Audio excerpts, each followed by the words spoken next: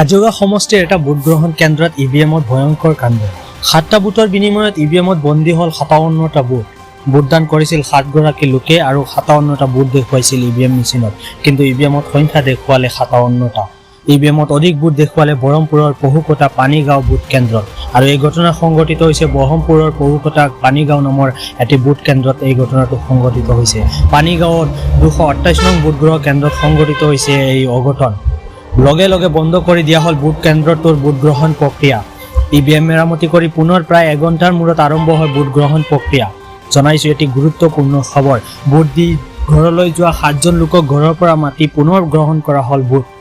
আৰু এই ঘটনা সংঘটিত হৈছে পানীগাঁৱৰ 228 নং ভোটগ্ৰহণ কেন্দ্ৰত। কাজিৰঙা সমষ্টিৰ এটা ভোটগ্ৰহণ কেন্দ্ৰৰ ইভিএমত ভয়ংকৰ কাণ্ড। এটা ভয়ংকৰ অঘটন সংঘটিত হৈছে। 7টা বুথৰ বিনিময়ত 57টা বুথ দেখুওৱা পৰিলক্ষিত হৈছে, আৰু অৱশেষত সেই 7গৰাকী ব্যক্তিক পুনৰ মাতি আনি পুনৰ ভোট গ্ৰহণ প্ৰক্ৰিয়া সম্পন্ন কৰা হ'ল তেওঁলোকৰ পৰা।